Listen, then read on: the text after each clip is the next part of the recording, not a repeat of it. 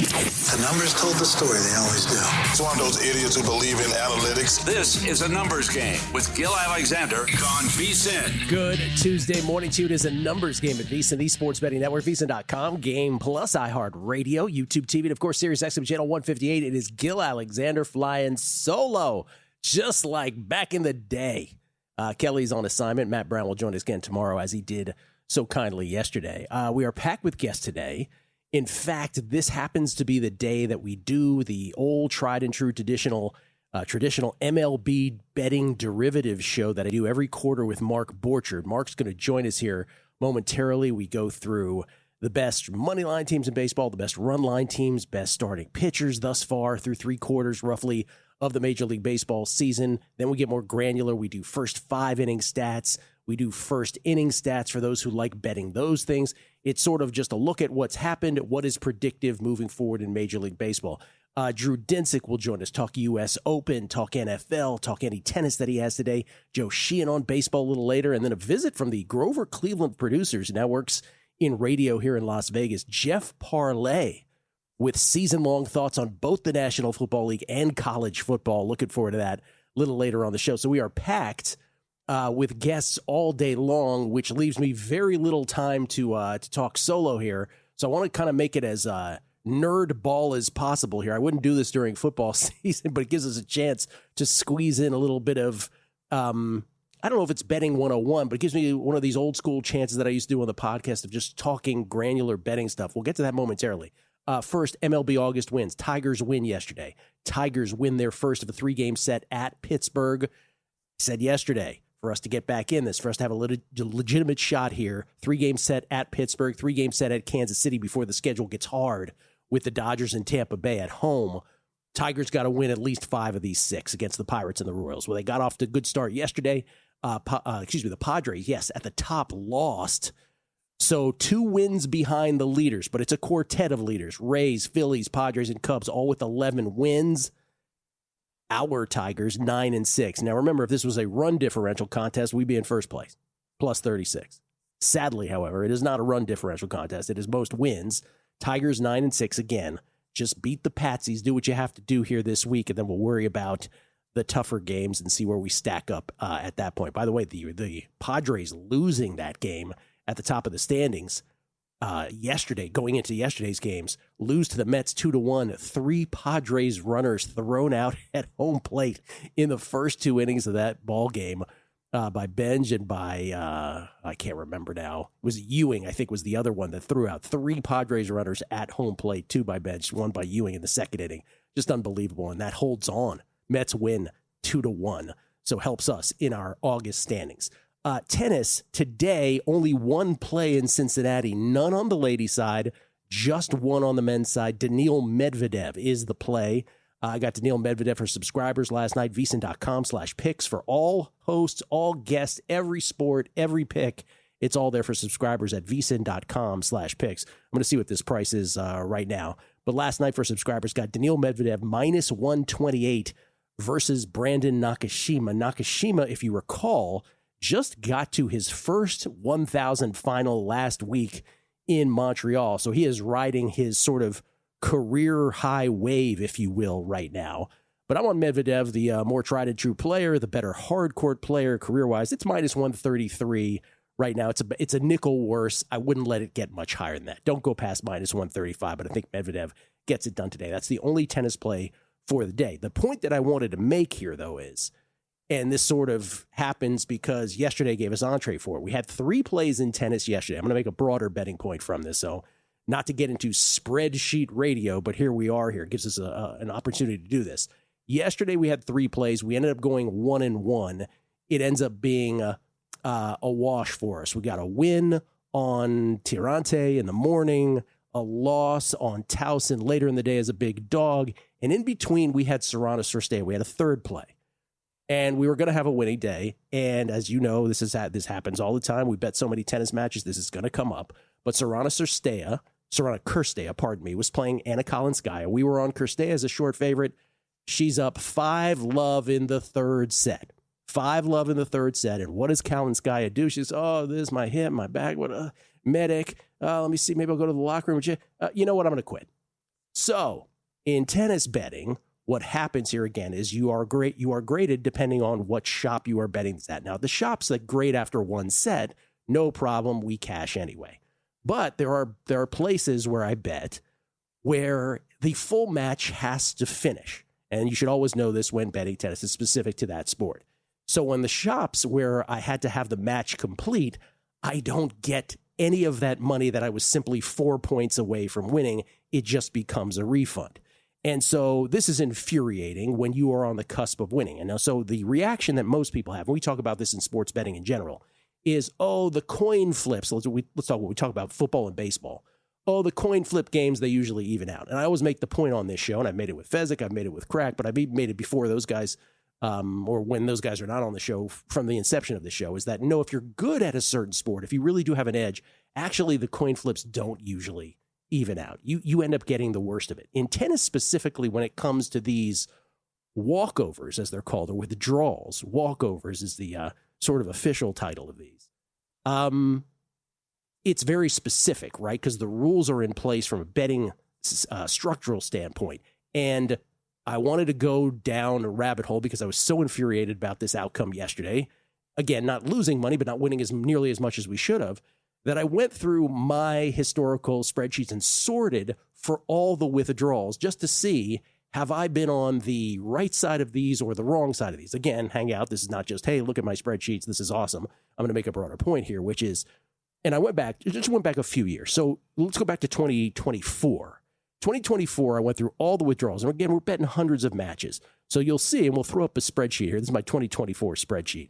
Essentially, and I log the score of the match when the walk-off happens. This is super nerdy, granular stuff, but this is what I do with tennis, right? I'm noting the player I'm betting on. I'm noting what the betting line is and what the score is when the withdrawal happens. And you will see in 2024, no big deal. I got the worst of it by a unit and change. A unit and change. In other words, if you see the scores, and it's real, I know it's fine print there, but if you look at the scores in 2024, I would have won an extra unit 0.23 had these all gone to completion based roughly on where the score was. In other words, if it was kind of middling, I don't count them to this.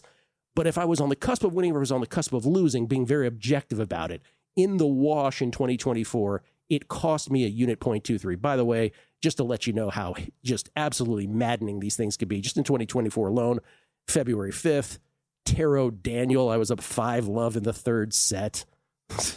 I didn't get that. Lucas Pouille versus Kokkinakis at Wimbledon on July 4th, up 5-2 in the third. Remember, 6 games to win the match. 5-2 in the third. Absolutely, Wimbledon was a best of 5. Peyton Stearns at plus 248 versus Azarenka in Toronto, August 8th.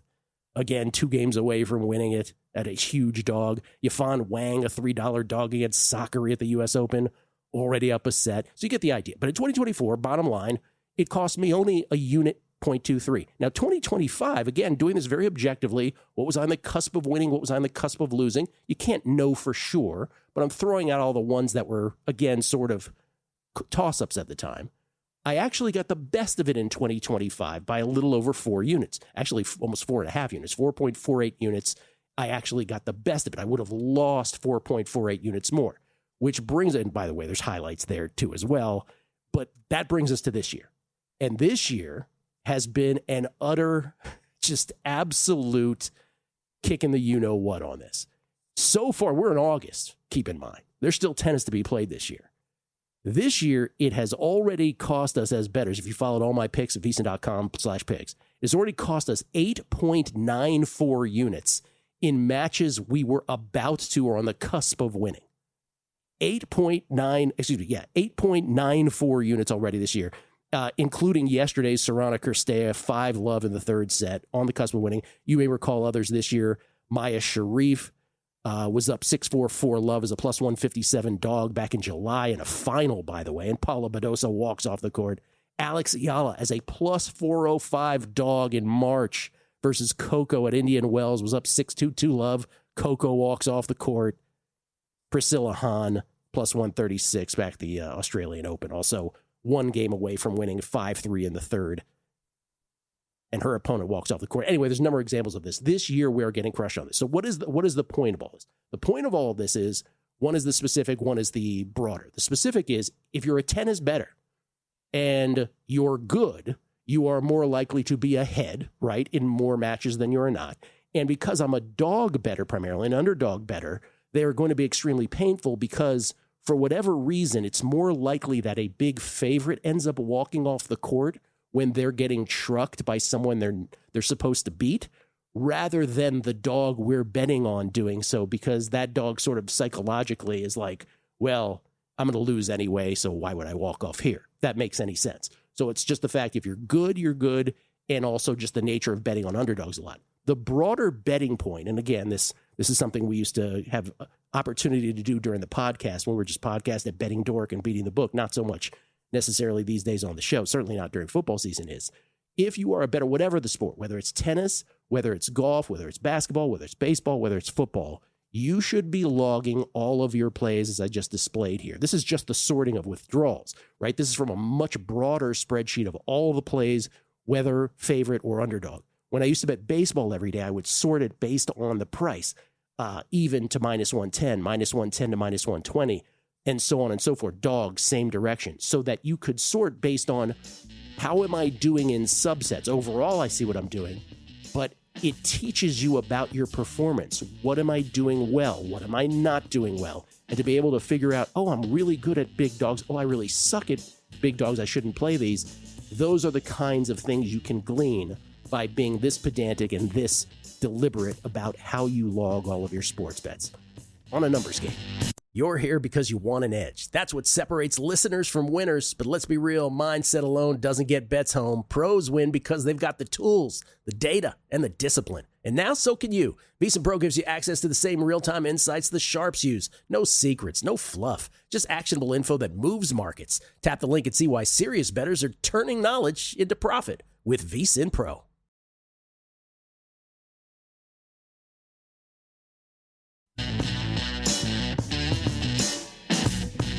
A numbers game on VSiN, the sports betting network. Week 0, college football is almost here with the NFL regular season right behind it. Now is the time to get your edge with VSiN Pro. Join VSiN Pro today. Get instant access to both our college football and NFL betting guides, packed with team previews, power ratings, proven betting systems, and best bets from VSiN's top analysts. And that's just the start. You also get daily best bets from VSiN hosted guests, real-time betting splits from DraftKings and Circa, AI-powered prop tools and matchup analysis, plus 24/7 video on the VSiN Watch app. Start today for just $9.99 or save 50% with the VSiN Pro annual subscription. Sign them now at VSiN.com/subscribe. That's VSIN.com/subscribe. Gill Alexander, live from Circa Resort Casino, downtown Las Vegas here. Solo, Kelly on assignment somewhere in Nashville, Tennessee, we think. Though we heard from him yesterday, so we know he's alive. We know he's doing well. We get tweets beating the book. Always appreciate the feedback from everybody.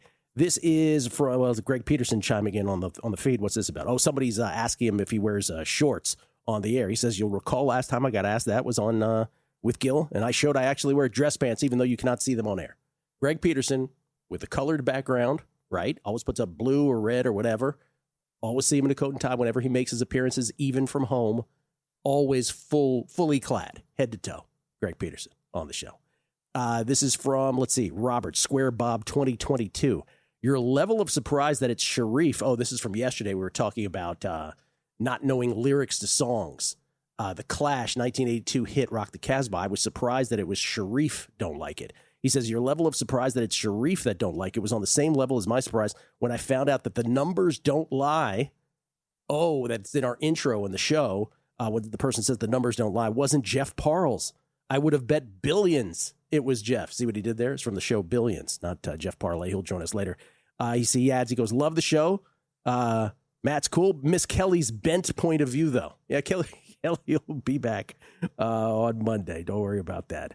Robert Schwartz letting us know that the latest Gallup research shows fewer U.S. adults say they gamble. Fascinating to see how much has changed from 2016, pre-PASPA, big overturn, to today with surge of prediction markets. Yeah, Robert, I'd have to read that article, but that can't be from the whole population. Maybe adults in some way, but boy, oh boy, it's a I don't want to use the word scourge because Crack and I talk about this sometimes because we do a gambling show, obviously, but we worry about how it's proliferated through young people here.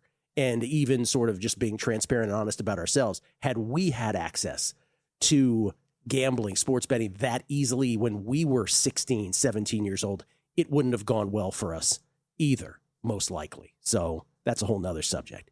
John Balduzzi, let's play What's More Nerdy. In the red corner, your tennis spreadsheets. In the blue corner, me actually remembering all these matches. I was hoping when I was going through those that was going to be the reaction by many people. That you're going to be like, oh, I remember I was on that Sharif match, the Maya Sharif one against Paulo Badosa in the final. Oh, I remember that Iyala match where we had a $4 dog, a plus $4 dog, plus 405, and her opponent walks off the court. These are brutal. That's the other thing, too. If you bet enough, you do to some extent, right? You do become numb to these outcomes. And you have to realize, right, that over time, these are probably, if you're good, these are probably going to go against you for the reasons I stated more than not. And it's just the cost of doing business. And Chrissy Andrews in his latest book, Then 1 Year, actually alludes to this, not on tennis withdrawals, but just on outcomes, bad beats or just coin flip games that go against you. Your ability to stomach those is going to go a long way to your longevity as a sports bettor. Because if you're not able to stomach those, you're probably in the wrong business because it's going to happen. It's going to happen at sometimes relentlessly. LFC title records. I heard you mention Maya Sharif in the first segment. Is she the person discussed in Rock the Casbah? See how those two things came together there. Tom K. I listened closely to the tennis withdrawal info. Because of your prowess/edge, have you considered taking a lesser price at books that pay out after one set? What would the line be? Is it worth running the numbers? Yeah. So again, as I said, I'm betting at multiple outs. So some are going to be, and when I give my numbers here on the show, I've always stated here, withdrawals don't count on this show. I'm not going to change up in the middle of years of doing this. The old school way is what we still say when we talk about, hey, yesterday we were actually 1-1, right? I'm not going to come on the show and say we were 2-1 because I just adhere to our old school grading system of that. But I'm actually betting at shops that are both one set grades and at full match grades. And so, yes, we, again, made some money at the one set grades because those will acknowledge that Kirstea was the one who advances in the tournament. So, yeah, and it's tough it's always easy to say after the fact, and I'm not saying anything wrong with what you're saying, LFC title, because there's a couple of things in tennis betting specifically that people like to do after the fact, which is one is, oh, well, what if you should be betting at one set shops? Well, yeah, okay, but there's matches then that, it's one of those things where I'm spread all out, so I cover all bases. I don't think it's a question of either or. And for me, also the other one in tennis that they bring up a lot is when I'm betting the big dogs, oftentimes they come close to winning but don't. And then people are like, oh, why you should bet on the spread rather than the big money line. Yeah, but they sort of conveniently forget all the times we're hitting these massive numbers over and over and over again. And in the wash, for me as a bettor, it's much better to go with the longer dogs.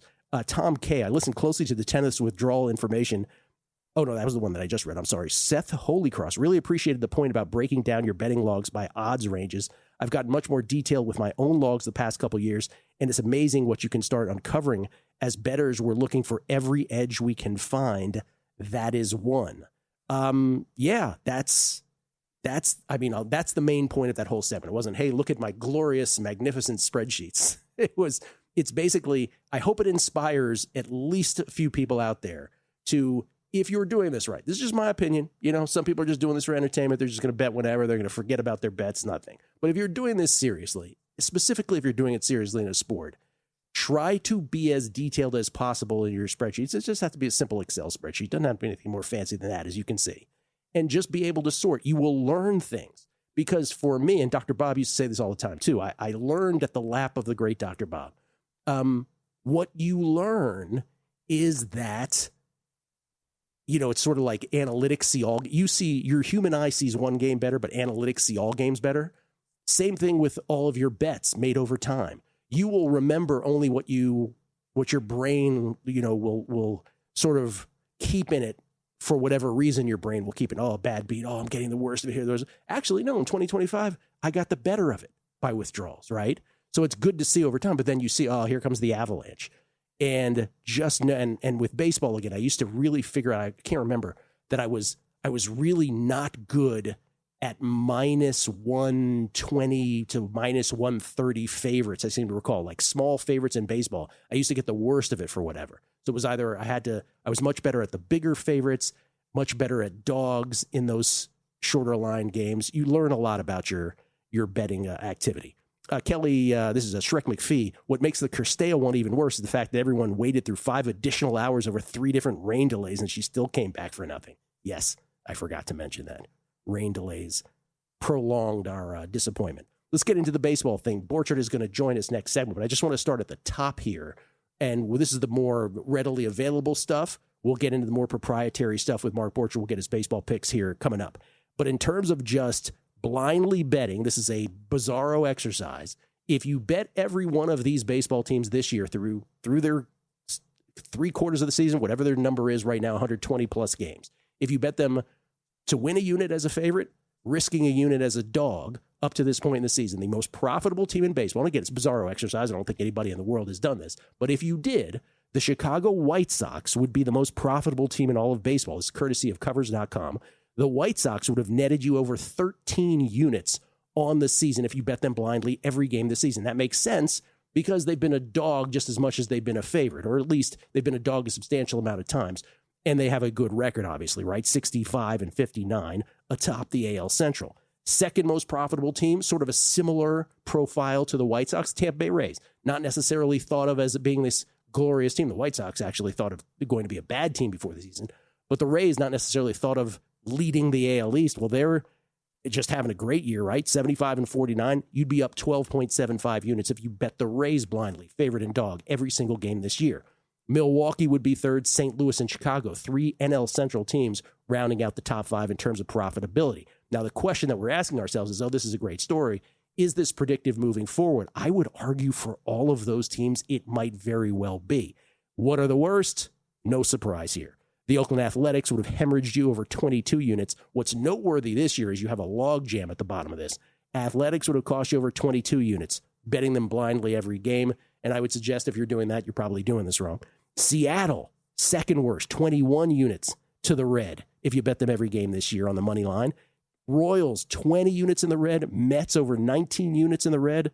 And the Giants, almost 18 units in the red. Angels right there in that group as well. So those 6 teams are all bunched up as the worst betting propositions in all of baseball. And I hate to say it, but I think all of those in a predictive fashion will continue directionally.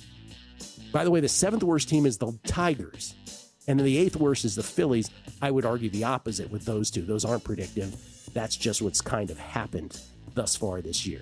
We'll get into run line. We'll get into first 5. We'll get into umpires. We'll get into starting pitchers. We'll get into first innings. We'll do it all with Mark Borchard next on A Numbers Game right here at VSiN.